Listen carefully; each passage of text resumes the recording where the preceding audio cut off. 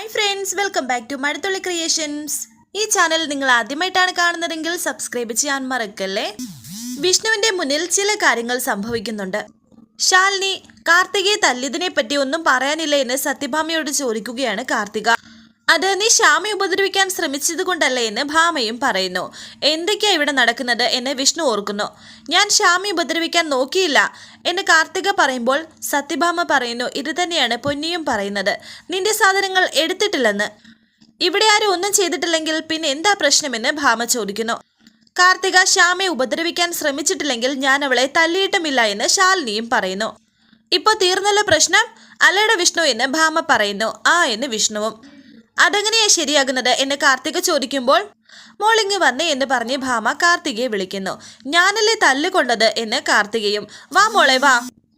ഭാമ ഇപ്പോൾ കാർത്തികയുമായി പോകുമ്പോൾ ദേഷ്യത്തോടെ ശാലിനി വിഷ്ണുവിനെ നോക്കുന്നു. വിഷ്ണുവിനാണെങ്കിൽ ഒന്നും മനസ്സിലാകാത്ത ഒരു നോട്ടവും നോക്കിക്കൊണ്ട് നിൽക്കുകയാണ്. പിന്നെ ഒരു പതർച്ചയും. അങ്ങനെ ഇപ്പോൾ വിഷ്ണുവും അവിടെ നിന്ന് പോകുന്നു.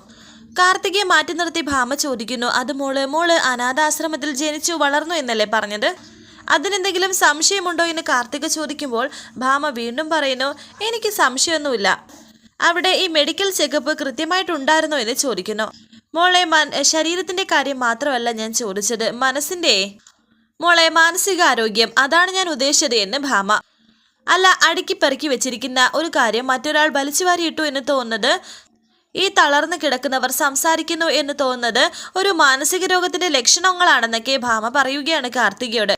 നമ്മൾ പറയുന്നത് മറ്റുള്ളവർക്ക് മനസ്സിലാകുന്നില്ല എന്ന് തോന്നുന്നു. അങ്ങനെ ചിലപ്പോൾ അങ്ങനെ വരുമ്പോൾ അക്രമവാസനയുണ്ടാകും. ഇപ്പോൾ മോള് കാണിച്ചതുപോലെ എന്നൊക്കെ ഭാമ. മോളെ സ്ട്രെയിൻ എടുക്കണ്ട, ഇപ്പോൾ ചികിത്സയില്ലാത്ത അസുഖം ഒന്നുമില്ല. മോള് അല്പം ഒന്ന് ശാന്തയാക്. ഞാൻ താഴേക്കൊന്ന് ചെല്ലട്ടെ എന്ന് ഭാമ പറയുന്നു. മോളെ അസുഖം ഭേദമാകുന്നത് വരെ ആ ശാലിനിയെ ഒന്ന് സൂക്ഷിച്ചോണേ, പോട്ടെ എന്ന് ഭാമ കാർത്തികയോട് പറയുന്നു. ഇപ്പോൾ ഭാമ കാർത്തികയ്ക്ക് നല്ലൊരു കൊട്ടാണ് കൊടുത്തിരിക്കുന്നത്, അതും സ്നേഹത്തോടെയുള്ള കൊട്ട്. പിന്നീട് കാണിക്കുന്നത് പൊന്നി പോകാൻ തുടങ്ങിയപ്പോൾ ശാലിനി പൊന്നിയോട് പറയുന്നു, പൊന്നി അവിടെ നിൽക്ക്. എന്താ കുഞ്ഞ് എന്ന് പൊന്നി. ഇവള് ശ്യാമ സംസാരിച്ചു എന്ന് കാർത്തിക പറഞ്ഞത് ശരിയാണോ? ഇത് കേട്ട് പൊന്നി പറയുന്നു, പച്ചക്കള്ളവാ കുഞ്ഞെ, ആ പെണ്ണിന് എന്തോ മാനസിക രോഗം ഉണ്ടെന്നാ എനിക്ക് തോന്നുന്നത്.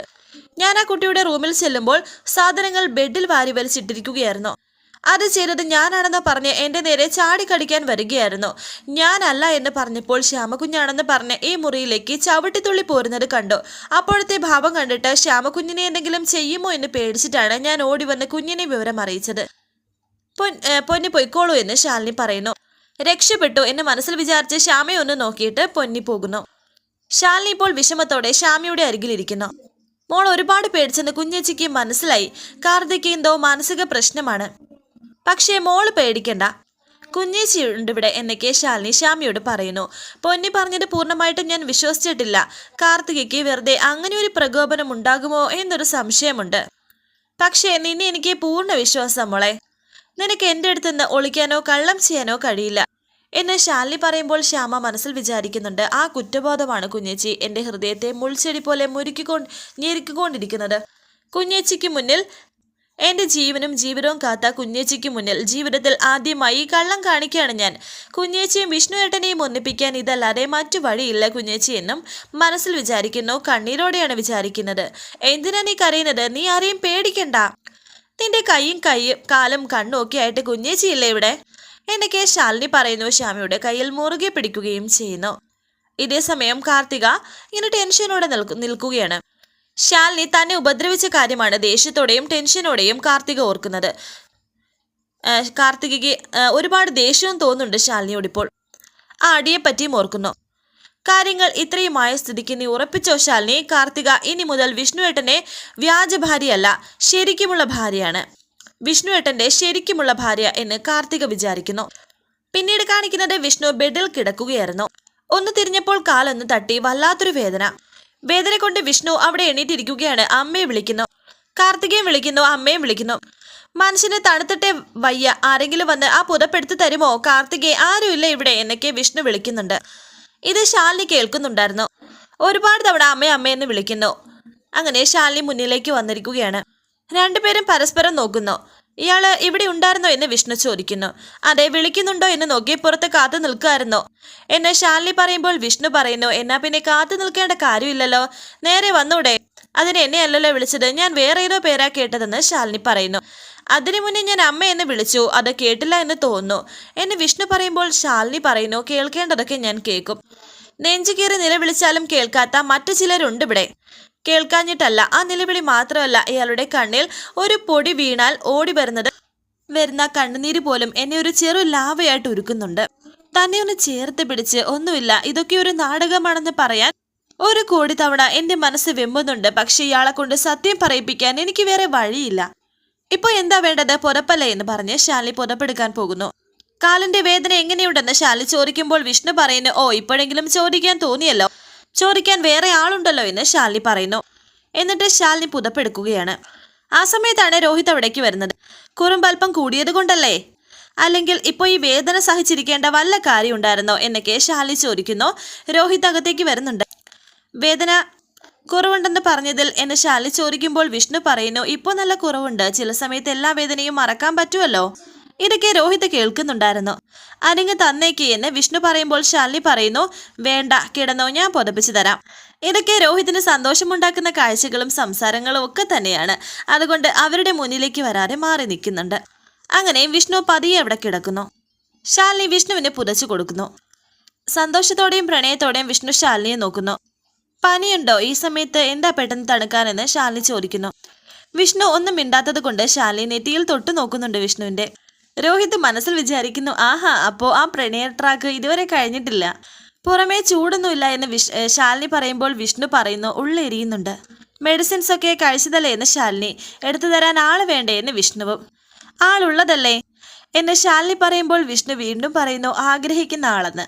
ആഗ്രഹങ്ങൾ മാറിക്കൊണ്ടിരിക്കുകയല്ലേ എന്ന് ശാലിനി പറയുമ്പോൾ വിഷ്ണു മനസ്സിൽ വിചാരിക്കുന്നു, ആഗ്രഹമല്ലടോ വിഗ്രഹം, എൻ്റെ മനസ്സിൽ എന്നും ഒരാളാണ്, എൻ്റെ ശാലിനി, അത് എൻ്റെ മരണം വരെ. ടാബ്ലറ്റ് എന്ന് ശാലിനി ചോദിക്കുമ്പോൾ ദേ അവിടെയുണ്ടെന്ന് വിഷ്ണു ചൂണ്ടിക്കാണിക്കുന്നു. അങ്ങനെ വിഷ്ണുവിനുള്ള ടാബ്ലറ്റ് ശാലിനി തന്നെ എടുക്കുന്നുണ്ട്. രോഹിത് വിചാരിക്കുന്നു മനസ്സിൽ, പിണക്കം, പരിഭവം, പ്രണയം, ഇതിന് ശക്തി കൂടും. പക്ഷേ ഇത് വർക്കൗട്ട് ആവാൻ കുറച്ച് കൂടുതൽ സമയം വേണം. പഴയ 90s മോഡൽ, അതിനിപ്പോൾ എന്താ ചെയ്യാന്നൊക്കെ രോഹിത് വിചാരിക്കുന്നു. ഇത് തന്നെ വഴി എന്ന് വിചാരിച്ച് പതിയെ രോഹിത് ആ വാതിലടച്ചു പൂട്ടുകയും ചെയ്തു. മതി, ഇനി ആവശ്യത്തിന് സമയം കിട്ടിക്കോളുമെന്ന് രോഹിത് വിചാരിക്കുന്നു. ഫോണിൽ വിളിച്ചാൽ എന്ത് ചെയ്യും? ആ ഫോൺ അങ്ങ് സ്വിച്ച് ഓഫ് ആക്കിയാൽ ആര് വിളിക്കുമെന്ന് വിചാരിച്ച് രോഹിത് തൻ്റെ ഫോൺ സ്വിച്ച് ഓഫ് ആക്കി വെച്ചിട്ട് അവിടെ നിന്ന് പോകുന്നു. ഈ സമയം വിഷ്ണു വീഴാൻ പോയപ്പോൾ, എണീക്കാൻ നേരത്തെ വീഴാൻ പോയപ്പോൾ പെട്ടെന്ന് വിഷ്ണു ഏട്ടാ എന്ന് പറഞ്ഞ് ശാലിനി വിഷ്ണുവിനെ പിടിക്കുന്നു. വിഷ്ണു ശാലിനിയെ പിടിച്ചു. ടാബ്ലറ്റ് കഴിക്കുന്നു പറഞ്ഞ് ശാലിനി ടാബ്ലറ്റ് വിഷ്ണുവിൻ്റെ കയ്യിൽ കൊടുത്തു. ആ ഗ്ലാസ് വാങ്ങിച്ച് അവിടെ വെക്കാൻ തുടങ്ങിയപ്പോൾ വിഷ്ണു പറയുന്നു, അപ്പോൾ സ്നേഹമുണ്ട്. ഹോസ്പിറ്റലിലെ നഴ്സുമാർക്കോ? ഞാൻ പോവുക എന്ന് ശാലിനി പറയുന്നു. എന്ന് പറഞ്ഞ് ഗ്ലാസ് അവിടെ വെച്ചിട്ട് ശാലിനി പോകാൻ തുടങ്ങിയപ്പോൾ വാതിൽ തുറക്കാൻ പറ്റുന്നില്ല. ഇത് തുറക്കുന്നില്ലല്ലോ എന്ന് ശാലിനി. അത് തുറന്നു കടന്നതല്ലേ, അതുവഴിയല്ലേ താൻ അകത്തേക്ക് വന്നത് എന്ന് വിഷ്ണു ചോദിക്കുന്നു. പിന്നെ ഞാനെന്താ കള്ളം പറയുകയാണോ എന്ന് ശാലിനി. സംശയമുണ്ടെങ്കിൽ വന്ന് നോക്കെന്നും ശാലിനി പറയുന്നു. അങ്ങനെ പതിയപ്പോൾ വിഷ്ണു ഇവിടേക്ക് വന്നു. അങ്ങനെ വിഷ്ണു നോക്കുന്നു. എന്നിട്ട് പറയുന്നു, ഇത് പൂട്ടിയിരിക്കുകയാണല്ലോ. അതല്ല ഞാനും പറഞ്ഞത് എന്ന് ശാലിനി. ഇനിയിപ്പോൾ എന്ത് ചെയ്യാനാ എന്ന് ശാലിനി. ഫോൺ ചെയ്യാം എന്ന് പറഞ്ഞ് ശാലിനി ഉടൻ തന്നെ രോഹിത്തിനെ വിളിച്ചു. എന്നാൽ രോഹിത്തിന്റെ ഫോൺ സ്വിച്ച് ഓഫ് ആണ്. എന്നാൽ പിന്നെ ശ്യാമയുടെ നമ്പറിലേക്ക് വിളിക്കുന്ന വിഷ്ണു. ശ്യാമ എങ്ങനെ ഫോൺ എടുക്കാനാ എന്ന് ചോദിക്കുമ്പോൾ ശ്യാമ തളർന്നു കിടക്കുകയാണെങ്കിലും ഫോൺ ആക്റ്റീവ് അല്ലേ, ഫോൺ ചാർജ് തീർന്ന് ഓഫായതായിരിക്കും. ശ്യാമയുടെ അടുത്ത് തന്നെ കാണും രോഹിത്. കോൾ വരുമ്പോൾ അറ്റൻഡ് ചെയ്യുമെന്ന് വിഷ്ണു പറയുന്നു. അത് ശരിയാണെന്ന് പറഞ്ഞ് ശാലിനി ശ്യാമയുടെ ഫോണിലേക്ക് വിളിച്ചു. അതും സ്വിച്ച് ഓഫ് ആണ്. വേറെ ആരെ വിളിക്കാനാ? പിള്ളച്ചേട്ടന് പൊന്നിയും വീട്ടിൽ പോയി വയ്യാത്ത കാല് കൊണ്ട് അച്ഛൻ മുറിയിലേക്ക് വന്ന് പടികയറി തുറക്കൂ എന്നൊക്കെ ചോദിക്കുന്നു. പിന്നെ ആകെയുള്ളത് സത്യാമ്മയാണ്. നമ്മൾ രണ്ടുപേരും ഒരു റൂമിൽ പെട്ടുപോയെന്ന് പറഞ്ഞ് സത്യാമ്മയും കൊണ്ട് വിളിച്ചു വരുത്താൻ പറ്റുമോ?